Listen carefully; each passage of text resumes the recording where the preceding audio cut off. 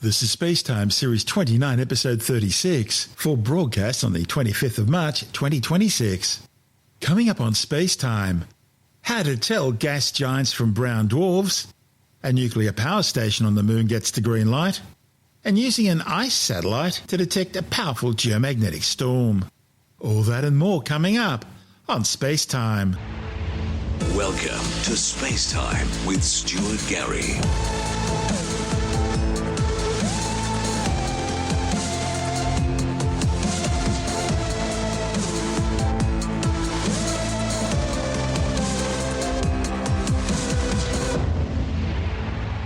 A new study has found that giant planets rotate faster than their cosmic brown dwarf lookalikes. For decades, astronomers have struggled to differentiate gas giant planets from brown dwarfs, a class of objects more massive than planets but too small to trigger the core nuclear fusion process which makes stars shine. Through a telescope, these cosmic lookalikes can have overlapping brightness, temperatures and even atmospheric fingerprints. And these similarities leave astronomers unsure if what they've observed is simply an oversized planet or an undersized star. Now, a report in the Astronomical Journal claims scientists have uncovered a crucial new clue that separates the two, namely how fast they spin. New observations have provided the clearest evidence yet that giant planets spin significantly faster than their brown dwarf counterparts. The new results suggest rotational measurements may provide a powerful new diagnostic tool for classifying these two indistinguishable populations. But it also suggests that these two objects evolve very differently, perhaps even forming through distinctly independent processes. The study marks the largest survey of spin measurements of directly imaged extrasolar planets and brown dwarfs ever undertaken. The study's lead author, Chi-Chun Su from Northwestern University, says spin is a fossil record of how a planet's formed. By measuring how quickly these worlds rotate, astronomers can start to piece together the physical processes that shape them. Typically, astronomers can distinguish planets from stars based on a combination of brightness, temperatures, and spectral information. But gas giants and brown dwarfs sit right in the blurry middle of this classification system. See, the size and mass of the largest planets comes close to overlapping with the size and mass of the smallest brown dwarfs. Brown dwarfs are failed stars, with at least 13 times the mass of Jupiter, the largest planet in our solar system. They're also about 80 times less massive than the smallest stars, known as spectral type M red dwarfs. And because brown dwarfs lack sustained nuclear fusion, they emit only a faint glow like a giant planet. The study's authors speculated whether or not a body's spin could provide a differentiating factor. So they used the giant 10-meter Keck twin telescopes on Mauna Kea in Hawaii to analyze spectroscopic observations of 6 gas giant exoplanets and 25 brown dwarfs. Spectroscopy can be used to isolate light from faint objects in order to measure the chemical composition of their atmospheres. They produce a series of spectral lines at very specific frequencies, and these correlate to specific chemicals. But they do another thing. These spectral lines will shift slightly depending on whether the target's atmosphere is moving towards you or away from you as the body revolves. This Doppler shift effect is similar to the change in pitch you hear when an ambulance siren moves past you. The light waves are compressed or blue shifted as they move towards you from the target, and they're red shifted or stretched as they move away from you. And by analysing these data, astronomers can determine how quickly the object's spinning. After measuring the spins of the exoplanets and brown dwarfs, the authors combined their new measurements with spin observations from earlier studies, and a clear pattern started to become apparent.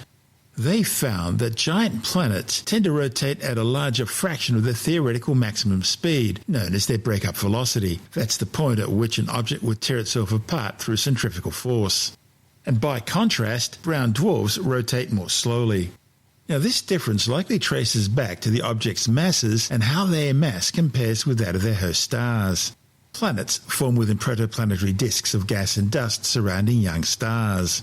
During formation, interaction with the disk can influence how much angular momentum, or the amount of spin, a planet retains.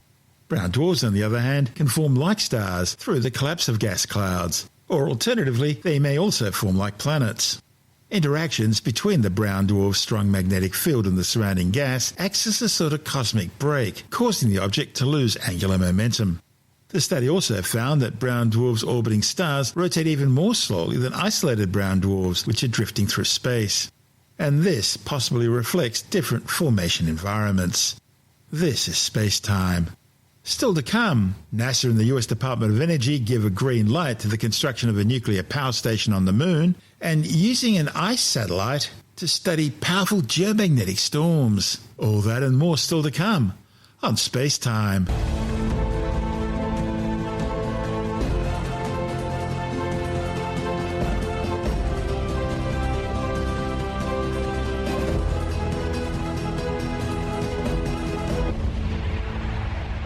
NASA and the United States Department of Energy have renewed their partnership to develop a nuclear fission reactor on the Moon.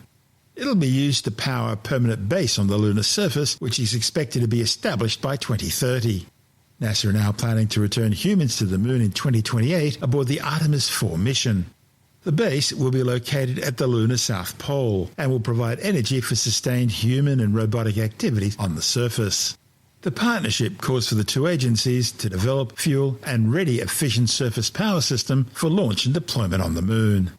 The modular nuclear reactor system would provide safe, efficient and abundant electrical power for years without needing to be refueled, thereby enabling continuous operation regardless of local lighting or temperature conditions. It will support long-duration surface missions, human habitation, science payloads and infrastructure independently of solar panels and batteries. Under the national space policy set by President Donald Trump, NASA's charged with returning astronauts to the Moon, building infrastructure that will allow them to remain there, and preparing for human missions to Mars and beyond. This is space-time. Still to come, using an ice satellite to detect powerful geomagnetic storms, and later in the science report, a new study shows that higher air pollution levels also cause an increase in physical disabilities. All that and more still to come on SpaceTime.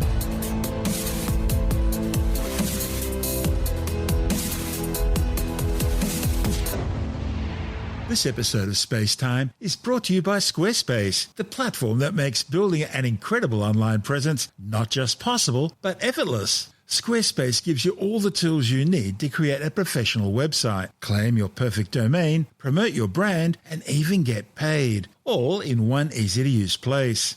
Whether you're showing off your portfolio, selling products, or booking clients, Squarespace has you covered.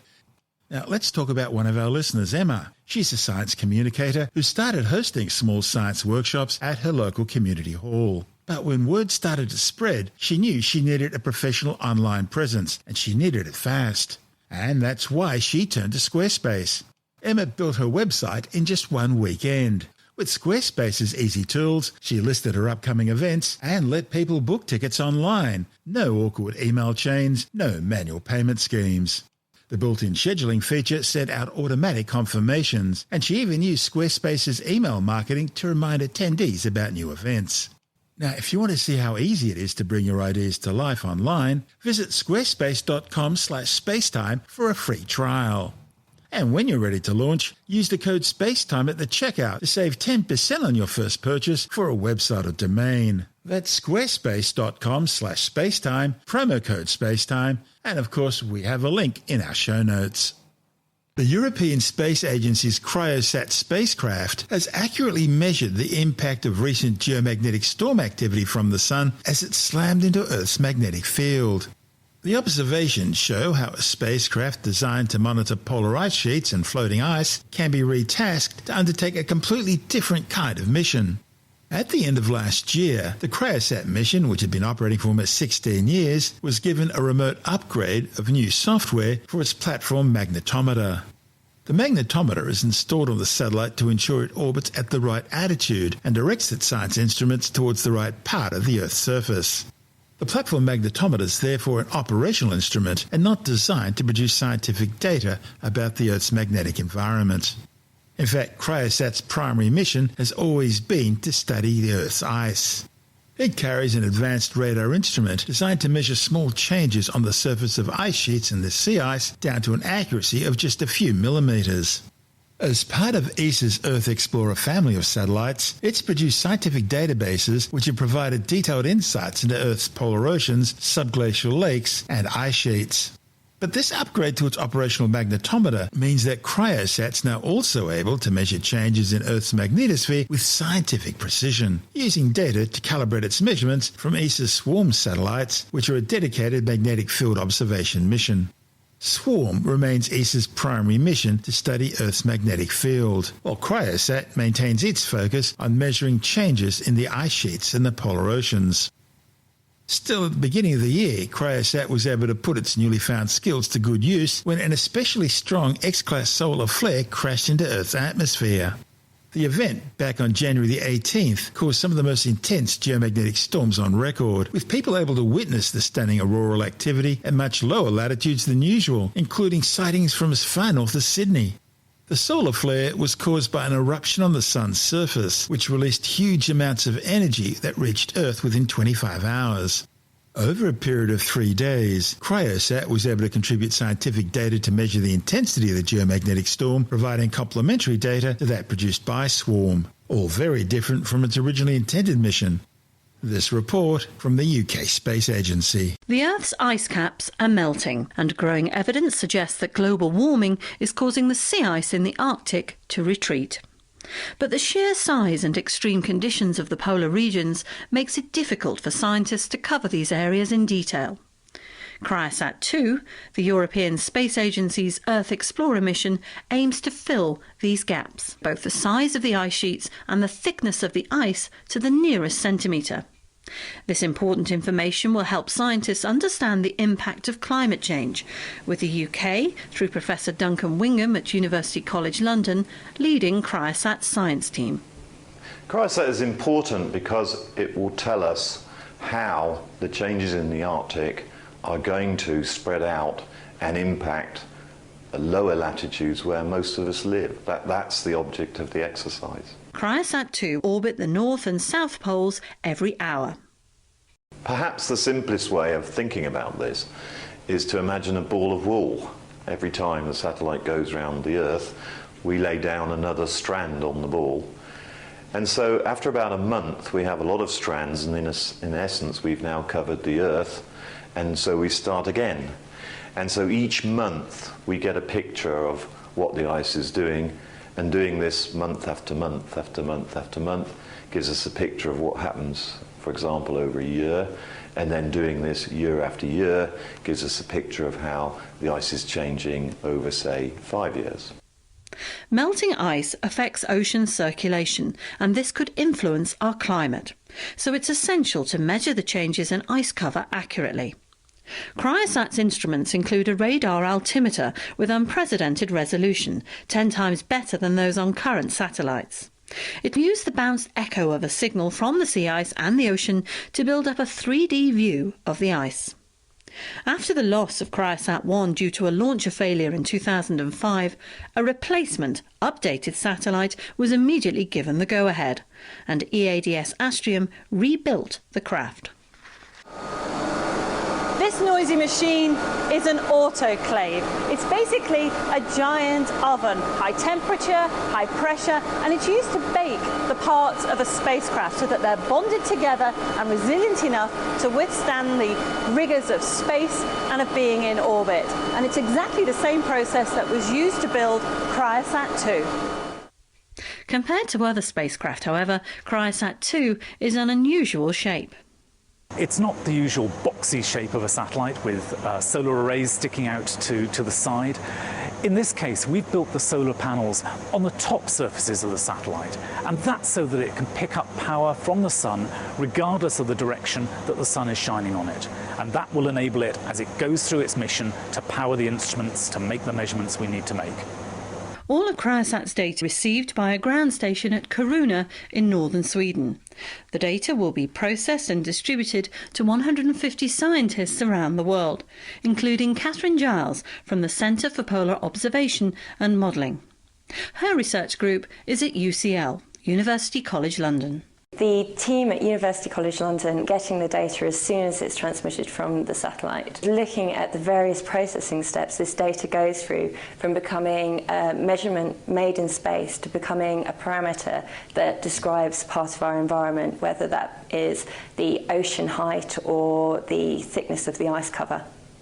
Information from Cryosat 2 on the Arctic and the land masses of Greenland and Antarctica gives scientists fresh insight into our changing climate, update current predictions that the thin crust of sea ice around the North Pole could disappear by the end of the century. And in that report from the UK Space Agency, we heard from Cryosat Principal Investigator Duncan Wigham from the University College London, Cryosat Engineer Ralph Cordley from EADS Astrium, and Research Fellow Catherine Giles from the University College London.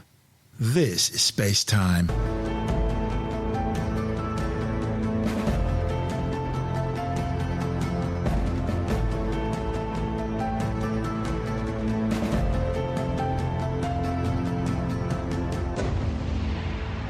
And time now to take another brief look at some of the other stories making news in science this week with a science report. A new study has shown that higher air pollution levels could increase the risk of physical disabilities getting worse and reduce the chances of getting better. The findings, reported in the Journal of the American Medical Association, looked at self-reported mobility and activity data for nearly 30,000 over 50-year-olds between the year 2000 and 2016, and then compared these data with ambient measurements of pollution, nitrogen dioxide, and ozone at the participants' residential addresses preceding each survey. They found that higher concentrations of air pollution particles and nitrogen dioxide were associated with a higher risk of transitioning from no physical function limitations towards disability and a lower chance of reverting back to healthy physical function. A new study has found that the way people swing their arms when they walk could tell you a lot about their mood. The findings, reported in the Journal of the Royal Society Open Science, found people had a better chanceability to judge someone's emotions based on videos that were shown. The authors say it seems coordinated swinging of the arms and legs is connected to emotion, and by manipulating the frequency of the swinging arms, they could change a subject's assessment of a person's emotions. Larger arm movements were perceived to be linked with anger, while reduced movements with sadness. A new survey of American teens has revealed that over half, some 55.3%, admit that they've created at least one image using AI nudification tools. The tools use artificial intelligence programs to show what a person may look like without clothing. The findings, reported in the journal PLOS ONE, also showed that around a third of reported victims of these nudification tools have had their image created and shared without their consent. Well, the big news over the past week is that Google have suspended their plans for a big new data centre in Australia because of the increasing cost of local electricity. But there may be a possible new light at the end of the tunnel with plans for portable modular data centres small enough to fit inside shipping containers. The key to making them viable involves taking excess energy capacity generated by solar and wind supplies, that's when they're running. With the details, we're joined by technology editor Alex Zaharov-Reutt from techadvice.life. Yeah, these are the first Australian data centres that fit into a shipping container. They're made by a company called Armada, currently in Europe, but they will be brought to Australia. And these data centres have air cooling, so no water is required to generate answers for AI. And you can have a whole bunch of computers in there with a switch that connects to the power that comes from solar and wind farms. Now, these clearly don't always work because the wind might not blow and the sun doesn't shine. It's rainy, it's nighttime. And often there's so much energy produced by these renewable energy sources that it's too much for the grid. And so it has to be powered down.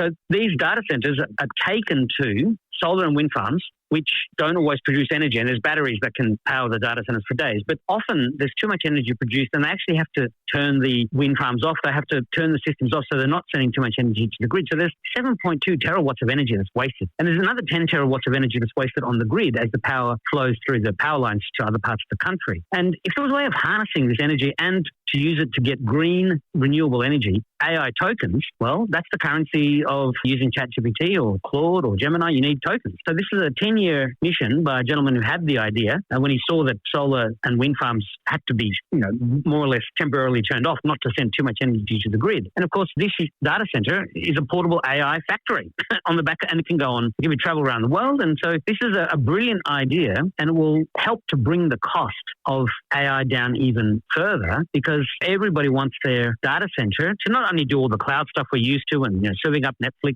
movies and powering through AWS AWS and other services, the online orders and the online shopping and all the different things that we're used to, but also now, of course, AI. And that interest and demand is only going to grow globally. So to have a portable data center is a great development, and you wonder why nobody thought of it before. That's Alex Zaharov-Reut from TechAdvice.life. And this is Space Time.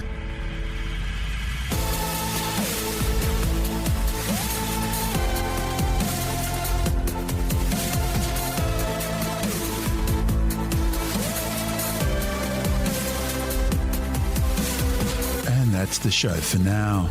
SpaceTime is available every Monday, Wednesday and Friday through Bytes.com, SoundCloud, YouTube, your favourite podcast download provider, and from spacetimewithstuartgary.com.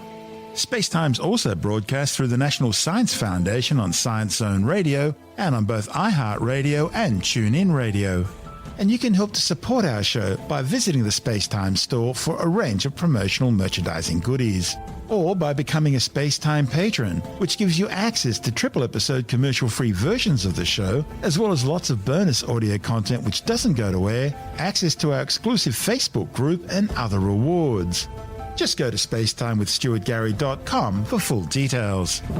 You've been listening to SpaceTime with Stuart Gary. This has been another quality podcast production from Bytes.com.